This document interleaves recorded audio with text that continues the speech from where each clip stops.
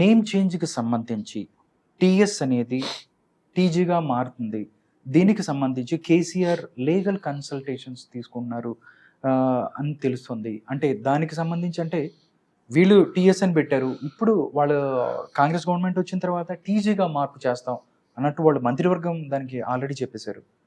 ఇది ఎంతవరకు అయిపోతుందంటారా, లేకపోతే లీగల్గా దిగేదన్న ఇష్యూస్ ఉన్నాయని మీరు అనుకుంటున్నారా? పేర్లు మార్చుకోవడం వాళ్ళ ఇష్టం. ఇప్పుడు నువ్వు ఉన్నప్పుడు ఒక పథకం మెట్రో నువ్వు ఇక్కడ నుంచి అటు వెళ్తుందని సంతకం చేసావు. అసలు ఇది వేస్ట్ మెట్రో, ఇక్కడ నుంచి కాదు అట్లా వెళ్ళాలని ఆయన నిర్ణయం తీసుకున్నాడు రేవంత్ రెడ్డి గారు వచ్చిన తర్వాత. నెక్స్ట్ పేరు నీకు నచ్చినట్టు నువ్వు తెలంగాణ స్టేట్ అని పెట్టుకున్నావు, బాగానే ఉంది. ఎవరు మార్చినా ఏం చేయకుండా రీబ్రాండింగ్ కి మనకి ఎప్పుడైనా సరే కొంచెం ఖర్చు అవుతుంది, కొన్ని కోట్ల ఖర్చు అవుతుంది. రీబ్రాండింగ్ ఈజ్ నథింగ్ బట్ ఇప్పుడు ఏదైనా సరే ప్రభుత్వ కార్యాలయాలకి డైరెక్టర్ ఆఫ్ ఏబిసి అని ఉంటుంది. ఆంధ్రప్రదేశ్ అని ఇంతకుముందు ఉండే. ఎప్పుడైతే నువ్వు పేరు మార్చావో అవన్నీ బోర్డులన్నీ మార్చేయాలి, కింద మళ్ళీ తెలంగాణ స్టేట్ రావాలి కదా. సో ఆ బోర్డ్స్ అన్ని మార్చడానికి నీకు ఇంత బడ్జెట్ అనేది ఉంటది. కనీసం ఒక 10 కోట్లు, 15 కోట్లు, 20 కోట్లు లేదా కొన్ని 100 కోట్లు. ప్రతి చోట గవర్నమెంట్ కాలేజీల దగ్గర నుంచి, గవర్నమెంట్ హాస్టల్ దగ్గర నుంచి, హాస్పిటల్స్ దగ్గర నుంచి, ప్రభుత్వ కార్యాలయాల దగ్గర నుంచి అన్నిటికీ నువ్వు బోర్డులు మార్చాలి. ఎందుకంటే కింద నువ్వు ఏదో చిన్న మార్పు చేసావు కాబట్టి.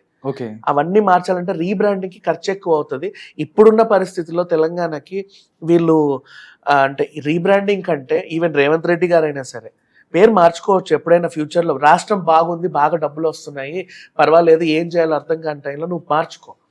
ఇప్పటికిప్పుడు సొంత నిర్ణయాలు తీసుకుంటే అనవసరంగా ఖర్చు ఎక్కువ అవుతుంది. అదంతా కూడా మళ్ళీ ప్రజాధనమే, ఎక్కడి నుంచో రాదు.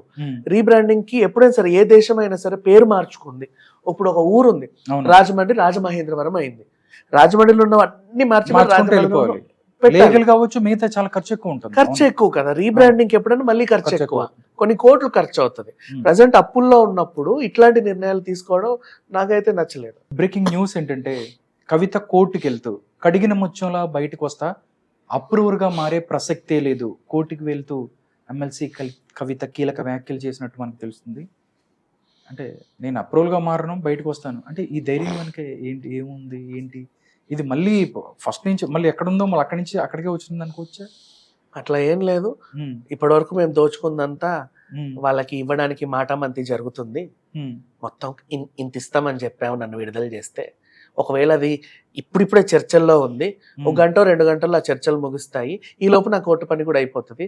ఇన్ కేసు ఒకవేళ ఆ చర్చలు ఫలించాయి అనుకో, నేను కడిగిన ముచ్చంలా వచ్చే అవకాశం ఉందని చెప్పకనే చెప్పింది డైరెక్ట్. ఓకే, అంతేగాని దీనికి సంబంధించి కోర్టు లీగల్ గా అయితే నువ్వు బయటకు వచ్చే అవకాశం లేదమ్మాయి, ఛాన్సే లేదు. ఏమైనా అక్రమాలు జరిగితే తప్ప, అంటిల్ అండ్ అన్లెస్ నువ్వు దోచుకున్న దాంట్లో ఎవరికైనా ఇంత వాటాలు ఇచ్చి ఎవరినైనా నువ్వు కొంటే తప్ప నువ్వు బయటకు వచ్చే అవకాశం అయితే లేదు. ఓకే, దీంట్లో పాటు ఆవిడ కోర్టు ఆవరణలో జై తెలంగాణ, జై కేసీఆర్ అంటూ నినాదాలు చేసింది అని కూడా చెప్తున్నారు. అంటే ప్రతిసారి ఓట్లకు సంబంధించి అవ్వచ్చు, లేకపోతే ఇలాంటి ఏదైనా కేసులు వచ్చినప్పుడు తెలంగాణ అనే ఒక అంశాన్ని తీసుకొచ్చి ఎవరైతే ప్రజల సెంటిమెంట్ని, తెలంగాణ ప్రజల్ని రెచ్చగొట్టే ప్రయత్నం, లేకపోతే తెలంగాణ ప్రజలు వాళ్ళ యొక్క సెంటిమెంట్ని కదిలించే ప్రయత్నం చేస్తూ ఉంటారు అన్నట్టు మనం ఛాన్సులు చూసాం. ఇలాగా జై తెలంగాణ, జై కేసీఆర్ నినాదాలు కోర్టు ఆవరణలో ఏ విధంగా చూడొచ్చు?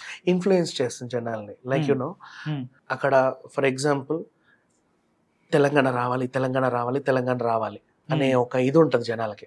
దానికోసం పోరాడతారు. ఇప్పుడు ఈవిడ ఏం చెప్పిందంటే ఢిల్లీ కోర్టులో తెలంగాణకి సంబంధించి ఏదో నడుస్తుంది, మనం గెలవాలి, మనం గెలవాలి. ఇప్పుడు వీళ్ళందరూ కూడా జై తెలంగాణ, జై తెలంగాణ, ఢిల్లీ కోర్టులో తెలంగాణ గెలవాలి, తెలంగాణ గెలవాలి. కవిత కాదు, తెలంగాణ గెలవాలి. మరి తెలంగాణ సంబంధించి ఏదో అంశం అక్కడ నడుస్తుందంట, మనం గెలవాలి. ఏదో వరల్డ్ కప్ కోసం ఇండియా ఇలా ఆడుతుంటే మనం గెలవాలి అన్నట్టు అక్కడ ఆ విధంగా ఇన్ఫ్లుయెన్స్ చేసింది జనాల్ని, అంతే. ఇప్పుడు ఈవిడ చెప్పి జై తెలంగాణ, జై కేసీఆర్ అనుకుంటూ లోపలికి వెళ్ళింది. ఈ బీఆర్ఎస్ కార్యకర్తలందరూ ప్రతి దగ్గర గుంపులు చేరి జై జై జై అని ఇట్లా ఆతృతగా ఎదురు చూడాలి. కొంచెం తేడా వచ్చినా సరే వీళ్ళు గొడవలు చేయాలి.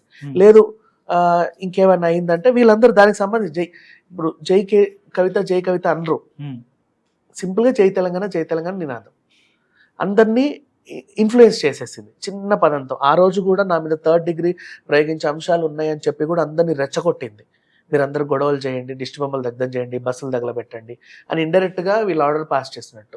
లా అండ్ ఆర్డర్ సమస్య ఇది. యాక్చువల్ ఆవిడ తెలిసి చెప్పినా తెలియక చెప్పినా అలా చెప్పడం మాత్రం నేరమే, అది కూడా ఒక నేరమే. ఒకటండి, ఇప్పుడు కోర్టులో కేసు ఉంది, బెయిల్ పిటిషన్ వేశారు, బెయిల్ రాలేదు, ఈడీకి సంబంధించి 4 రోజుల కస్టడీకి ఇవ్వలేదు, నెక్స్ట్ స్టెప్ ఏంటండి?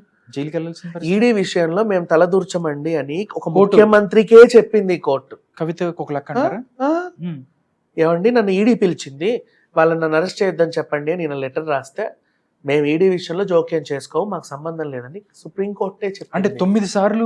9 సార్లు ఆయన అన్నదని అవ్వచ్చు, మిగతా అన్న విషయాలను కూడా కోర్టు ఈడీ తీసుకెళ్లి కోర్టు ముందు పెట్టింది కాబట్టి అలాంటి ఒక డెసిషన్ తీసుకుంది అనుకోవచ్చు. బట్ కవిత విషయంలో అలాంటి జరిగే అవకాశం ఉందంటారా? కవిత విషయమైనా ఎవరి విషయమైనా కేజ్రీవాల్ గారు అరెస్ట్ అయిన తర్వాత కవిత బయటికి వచ్చే అంశం 0.